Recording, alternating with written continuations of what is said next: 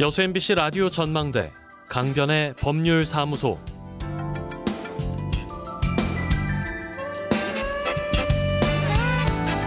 어제는 제주 4.3 사건 70주년이 되는 날이었습니다. 4.3 희생자 추념식에 참석한 문재인 대통령은 추념사에서 4.3이라는 이름에 별도의 수식어를 붙이지 않았습니다. 4.3, 올바른 이름을 찾을 수 있도록 공백을 준 것이 그 이유라고 밝혀졌는데요. 아직 그러니까 그 이름조차 제대로 붙여지지 않은 4.3 사건 혹은 항쟁, 그 법적 쟁점들에 대해서 오늘 강변의 법률사무소에서 좀 짚어보겠습니다. 강성민 변호사 연결돼 있어요. 안녕하십니까? 네, 안녕하세요. 예, 어제 4.3 70주년 희생자 추념식이 있었습니다. 저희 라전에서 제주 4.3 70주년 기념사업위원회 상임 공동대표 연결해서 현장 분위기도 듣고 여순 사건과의 여러 가지 비슷한 점에 대해서도 얘기를 나눴었는데, 일단 어제 문재인 대통령이 4.3을 국가 권력의 폭력으로 규정했어요.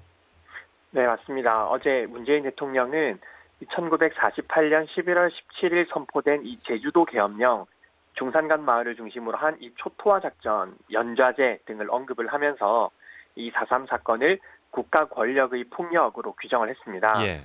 그간 보수 진영 일각에서는 4.3 사건을 무장폭동이다라고 주장을 했었는데, 이를 정면으로 반박한 주장으로 보이고요. 예. 그리고 개인적으로도 이 문재인 대통령의 말씀에 동의하고, 사실 실제로 마음 아픈 역사이고 또 다시는 발생해야 되지 않는 일이라고 생각을 하고, 예. 희생자분들과 유족분들에게도 애도를 표하고 싶은 부분인 건데, 늦었지만 지금이라도 이 회복을 위한 노력들을 전 국가 차원에서 기울여야 될 것으로 좀 보여집니다. 네. 문 대통령이 어제 완전한 해결을 약속한다, 이렇게 말했어요. 완전한 해결이라는 건 어떤 걸 얘기하는 걸까요? 네, 제일 먼저는 이 진실규명, 진상규명이 선행되어야 될 것 같습니다. 예. 예를 들면 당시 희생자들 중에서 경찰이나 군대의 총살 등으로 돌아가신 분들도 많지만, 감옥에 수용이 되었다가 군사재판 절차에서 돌아가신 분들도 굉장히 많이 있거든요. 네. 그런데 특히 그 당시의 군사재판은 어떤 합법적인 절차를 거치지 않고 사형을 곧바로 집행을 했던 것으로 보이고, 예. 당시의 재판 기록 자체도 지금 거의 남아있지 않기 때문에 이런 부분들에 대한 진상규명이 제일 먼저 이루어져야 될 것 같습니다. 예. 지금 4.3 사건에 대한 특별법이 일단 있는데 여기에 이런 진상조사 내용이 제대로 담겨 있지는 않아요. 네, 이 현행 법령 중에 이 제주 4.3 사건 진상규명 및 희생자 명예회복에 관한 특별법, 줄여서 4.3 특별법이라고 하는데, 예. 이런 법이 제정이 되어 있습니다. 그런데 이 법 제2조의 정의 조항에 보면은 제주 4.3 사건이란 1947년 3월 1일을 기점으로 48년 4월 3일 발생한 소요 사태 및 54년 9월 21일까지 제주도에서 발생한 무력 충돌과 그 진압 과정에서 주민들이 희생당한 사건을 말한다, 이렇게 규정을 하고 있는데요. 예.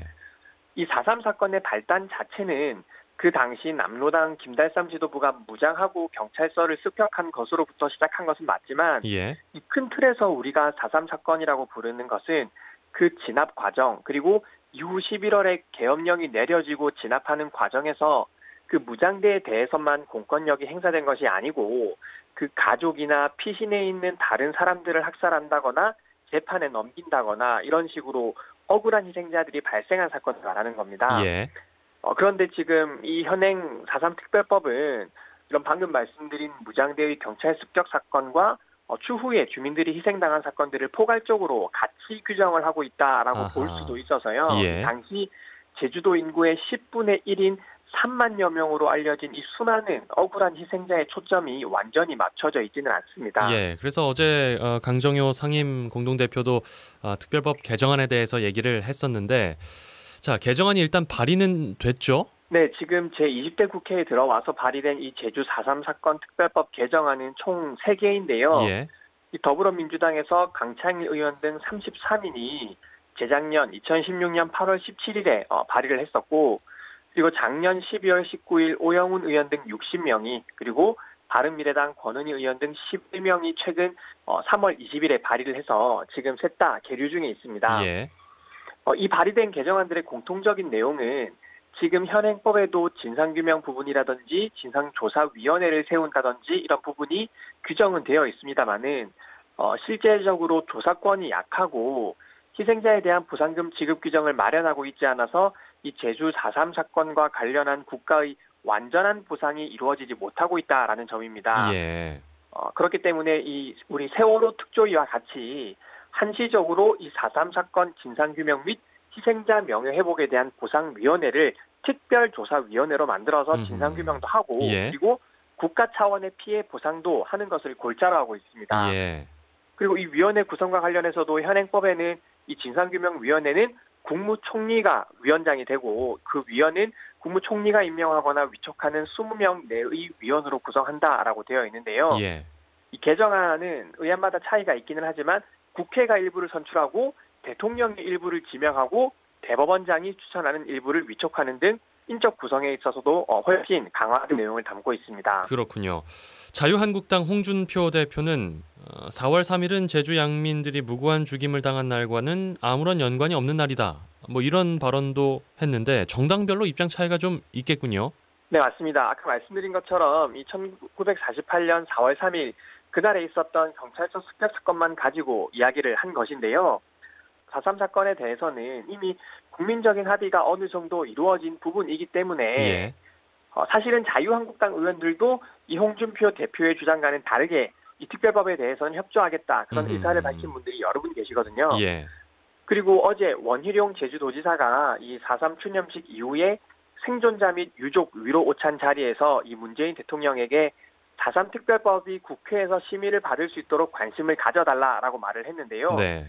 이 문재인 대통령도 어제 추념사에서 입법이 필요한 사항은 국회와 적극적으로 협의하고 유족과 생존 희생자들의 상처와 아픔을 치유하기 위한 정부 차원의 조치에 최선을 다하겠다라고 말한 바 있기 때문에 활발한 국회 논의가 이루어질 것으로 좀 보이고요. 예. 또 국민들이 지속적으로 관심을 가져주시면 신속하게 합의점이 도출될 것으로 보여집니다. 네. 또 제주도는 내부적으로 매년 4월 3일을 지방 공휴일로 정하려고 했다가 이게 무산된 바 있는데 지방 공휴일이라는 개념 자체가 좀 생소할 수 있거든요. 설명을 부탁드립니다. 네, 이 지방에서 자체적으로 공휴일을 도입할 수 있도록 하자라는 취지인데요. 예. 그 지방자치단체만의 특별한 날을 공휴일로 지정하는 제도입니다. 네.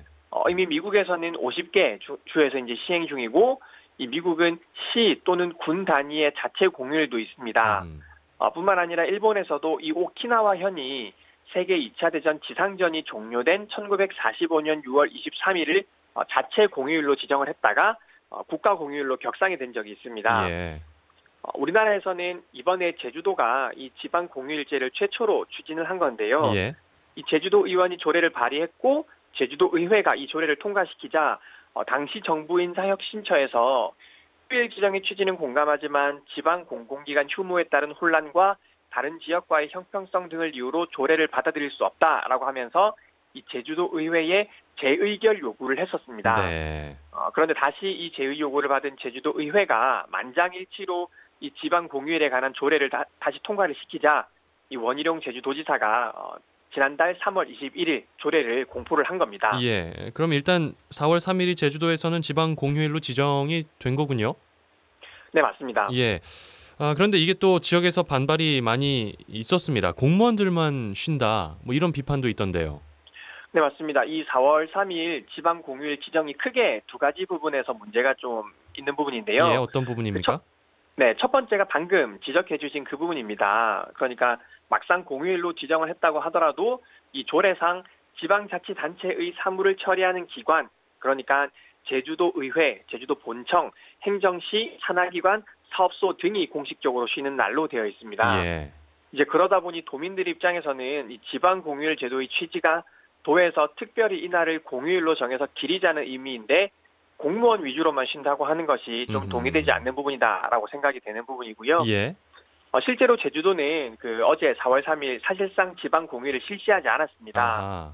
오히려 공무원 비상근무를 지시를 해서 모든 공무원들이 비상근무 체계를 유지하도록 했고 일부 공무원들은 4.3 추념일 기념 행사에 참석하기도 했습니다. 예, 다른 문제는 뭡니까? 네, 또 다른 하나는 이 제주도에서 자체적으로 지방 공휴일 제도를 만들 수 있는 법률상 권리가 있느냐 하는 부분인데요. 예. 지금 일단 원희룡 제주도지사가 그 조례로 4월 3일을 제주도 지방 공휴일로 공포는 했지만 그런데 이 조례라는 것은 지방자치단체에서 만드는 것이기 때문에 이 원래 법령이 있어야만, 그리고 이 법령 범위 안에서만 제정을 할 수 있습니다. 네.